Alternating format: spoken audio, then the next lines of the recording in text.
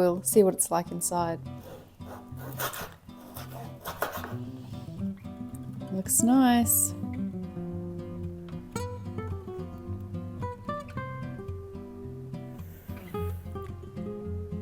Hey everyone, I made another trip to Sovereign Foods last week to stock up on a few things, and they told me that they had a new wheat variety that would be pretty good for bread making.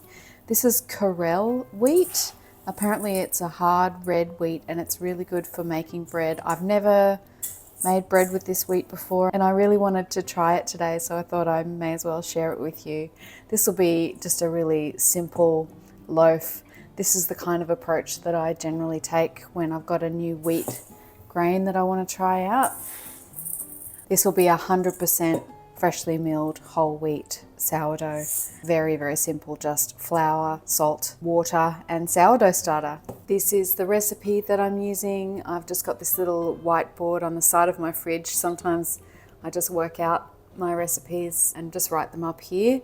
I generally don't really use written recipes. I just kind of work out the math each time, but it's 500 grams of wheat. It'll be 400 grams of water. I'm just going to start with about 80% hydration and then add more water if I feel like it needs it.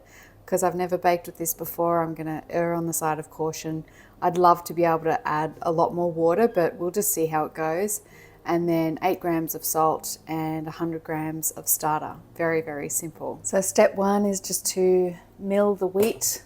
I'm going to do that in my Mock Mill 200.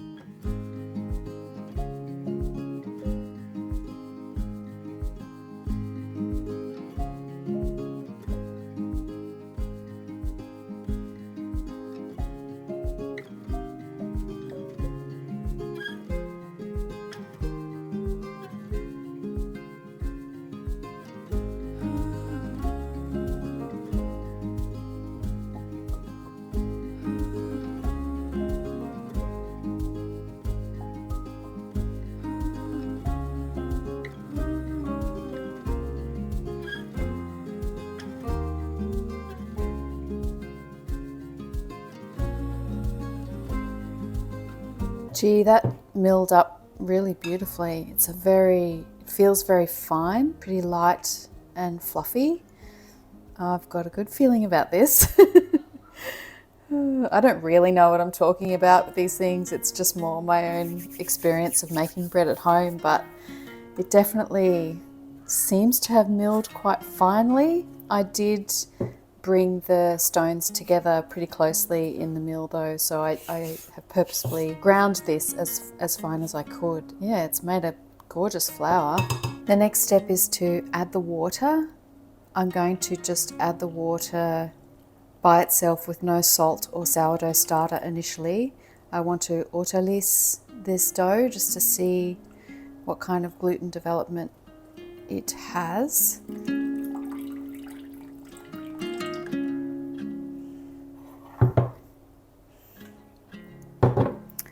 So that's very close to 400 grams of water. I'm just going to mix that through and then we'll let this sit for at least half an hour, possibly maybe a little bit longer, and then come back to it and add the salt and the sourdough starter.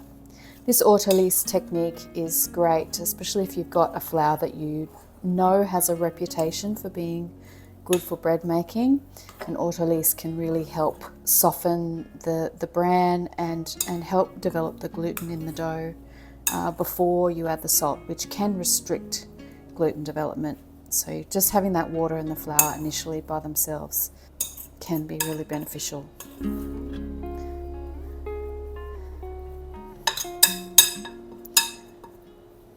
I feel like I want to add more water to that because I like really high hydration doughs, but I'm going to resist the urge to add more water because it feels reasonably soft. I think that'll be okay.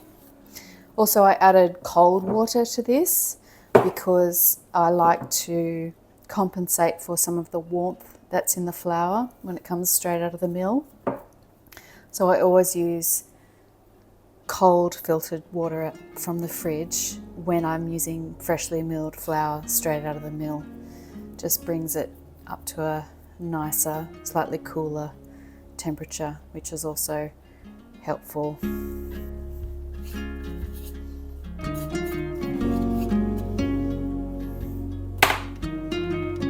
So I'll just cover that up and leave that for half an hour or so. It's been about half an hour. Now I'm just going to add the sourdough starter in. It feels pretty soft. I'm glad I didn't add that extra water. This is roughly about 100 grams of sourdough starter.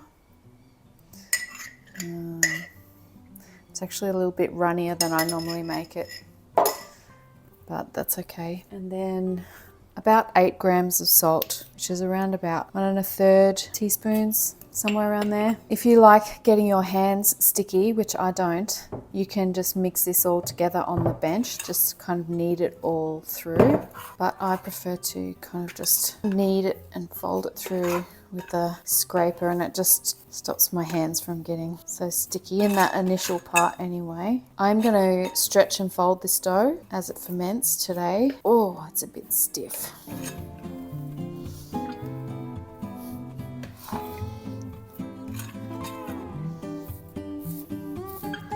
Sometimes it's easier just to do these things on the bench.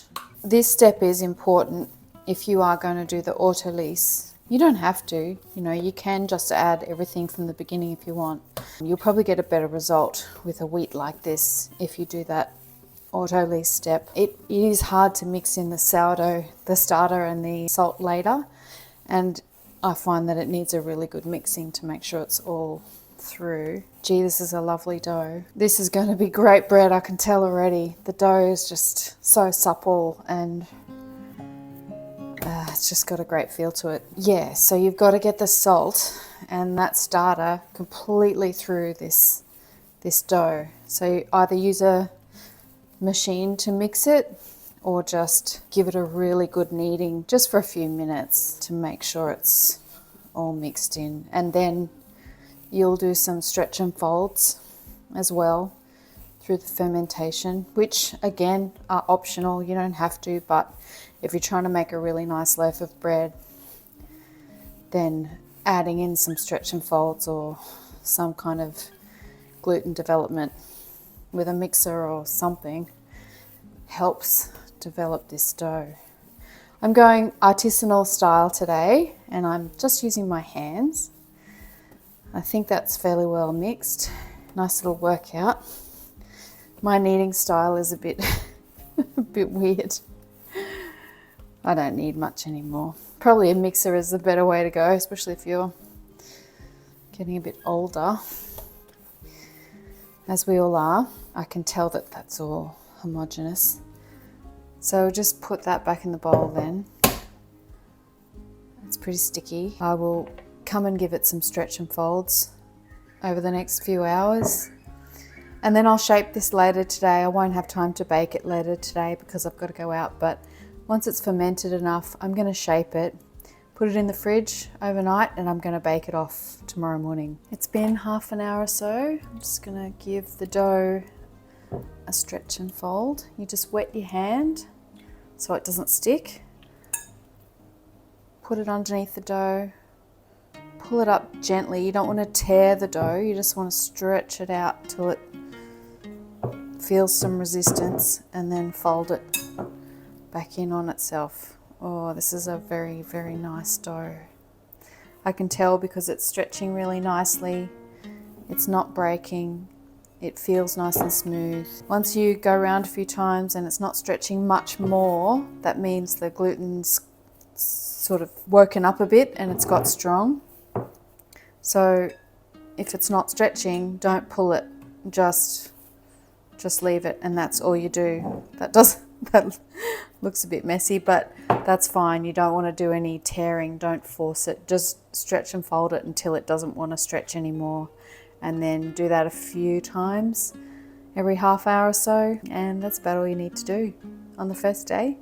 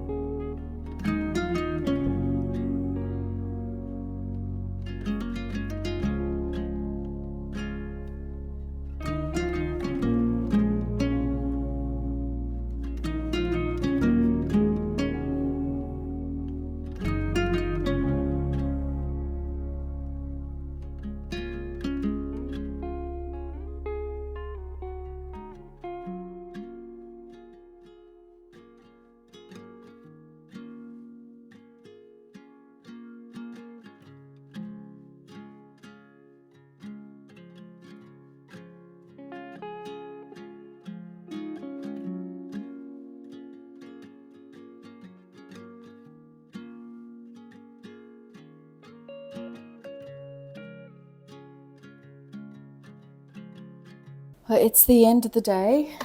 This dough has fermented enough for me. If you use a glass bowl, you can generally see the bubbles, but I can tell by just looking at this that it's puffed up a bit. I did 3 or 4 sets of stretch and folds and then I left it. That's the most standard way of doing it. A few stretch and folds in the first couple of hours and then leave it to ferment for the rest of the time.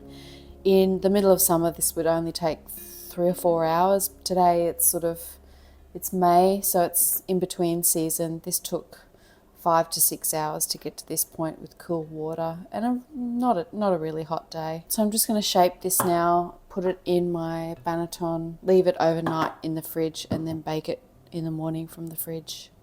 So I just do one final very, very gentle stretch and fold just to sort of loosen it from out of the bowl.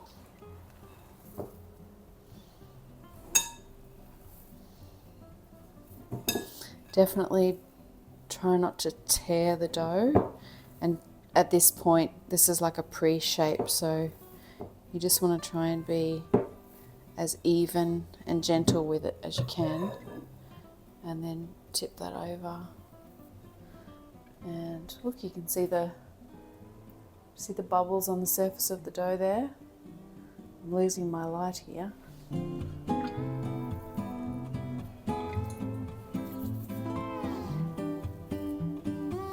Just give that a little rounding. I think this is going to be great bread. Just cover that. I'm just going to give it another little quick rest before I do the final shaping, which I don't always do, but I'm trying to get a really good result out of this bread, so I'm doing all those steps that, you know, half the time I skip them. It's up to you. It just depends on what effort you want to go to get your bread looking really nice. Now for the final shaping. I'm a bit rusty, but we'll see how this goes. I'm just sprinkling some brown rice flour onto this small cloth. I like to use a cloth inside my banneton because it's washable. It's easier to clean the banneton. I've got one of these German plastic ones, and I find it's just easier to line it with a cloth. And rice flour stops the dough from sticking to the cloth. So I'm going to try and turn this over, just using the minimum of water on my hands and the bench.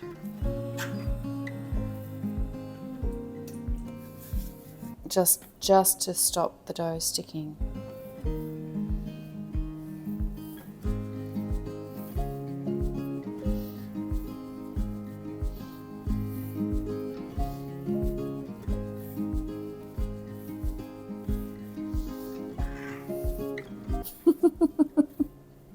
I get to this point every time and I go, what do I do next? I don't really know what I'm doing. Oh dear. All right, I'm just gonna turn that over, pop it upside down on the cloth like that. This dough is getting a little bit too proofy, so it's slightly too far gone.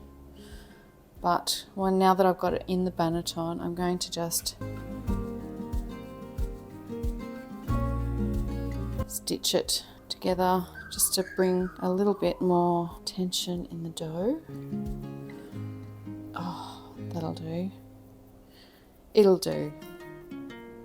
It's not going to be perfect, but I don't really know how to do perfect, so this will have to be good enough. Then I just pop a little bit more rice flour on top.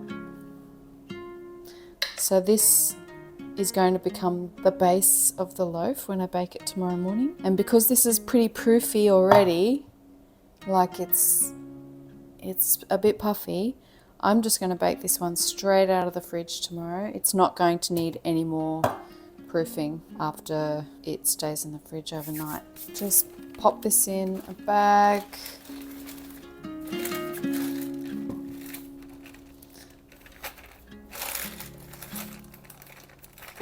I just reuse these bags. Take some of the air out of it if you can, and then into the fridge overnight. Hey everyone, I'm back. It's the next morning. It's actually 11 a.m. I got to this a little bit later than I originally thought I would, but that's okay. This dough has been in the fridge the whole time since I put it in there yesterday afternoon. It doesn't look that different, but it was a little bit proofy, you know, getting a little bit bubbly already.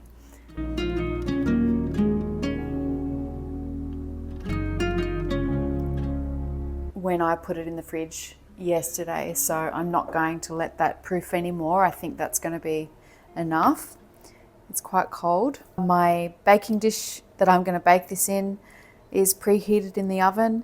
If you don't have a special baking dish like mine, you could just bake this on a pizza stone with a stainless steel bowl over the top, or you could put it in a Dutch oven. Just use a bit of baking paper to put it in, hold it like a sling. There's lots of ways you can bake this, but I'm going to try and do something nice with my roasting dish.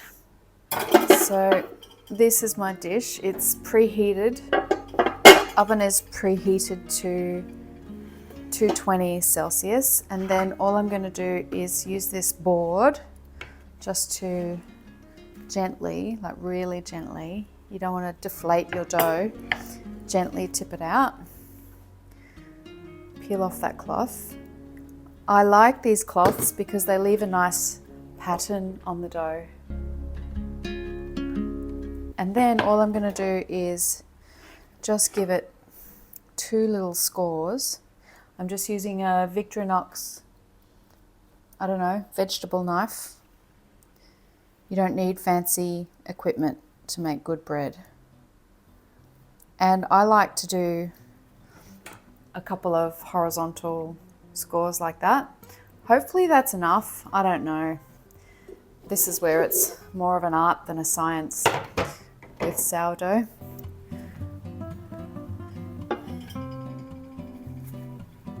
Try and get your dough in the middle if you can. I'm going to spray it with a bit of water just to hopefully increase the steam. Put the lid on, and then I'll put that in the oven for half an hour,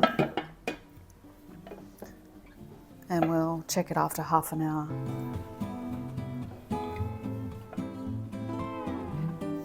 Okay, it's been half an hour. Just close my oven to keep it warm. Let's have a look. The moment of truth. Woo! Wow. That looks pretty nice. That looks really good. Oops, too close. Oh, that looks really good. Be very interesting to see inside. It looks a bit tight, like maybe I could have scored it a bit more. I'm not sure. The scoring looks nice and the shape looks good. So I'll put it in to finish the bake. Probably another 10 or 15 minutes till it's nice and dark golden brown all over. Here's the bread. I'm a little bit annoyed with myself. I forgot to set the timer. So it's probably been about 20 minutes. The bread is super well done. It is not burned.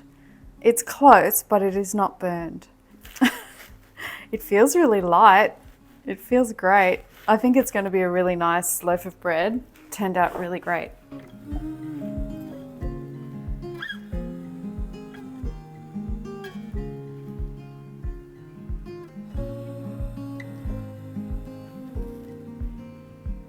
I will let this cool off, and definitely cooked. Let it cool off and I'll come back probably later on today and cut it, and we'll see what it's like inside. But it is a great loaf of bread. Come on, look at that.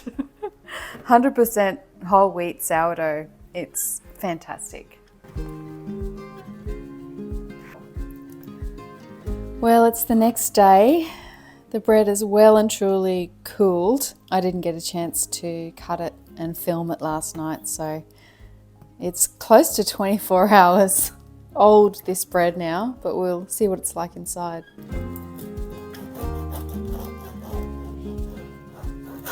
The weather's been pretty dry here, so it's gone a little bit hard on the crust.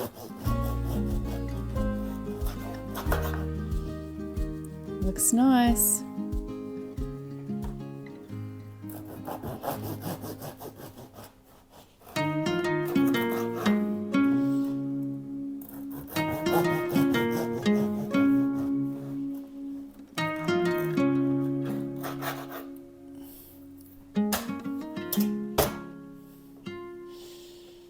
Beautiful. Smells wonderful. I think that turned out so nice. That's a really nice crumb for a 100% whole wheat sourdough bread. The colour is lovely. It's got a really light golden colour. Beautiful. Smells fantastic. I'll have to have a taste.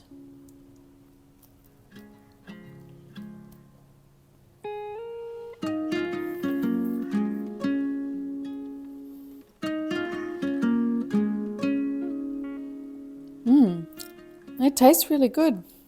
Beautiful flavour. I wouldn't say there's anything really outstandingly sort of noticeable about the flavour of this bread, other than it's really pleasant, very enjoyable. I'll have to think about that for a little bit. Anyway, lovely loaf of bread. Very grateful to Sovereign Foods, the Edwards farm, who produced the grain that this bread was made from. It bakes a gorgeous loaf of bread. Thanks for watching, everyone. If you want to catch up with me, head to my website. If you'd like to buy me a coffee or join my membership where we hang out. If you'd like to support these videos or just find any of my recipes or find out more about me and what I'm doing, you can head to my website, ellieseveryday.com. Come and catch up with me there, and I'll put all the links to anything else relevant to this video in the description box below. Thanks, everyone. See you next time.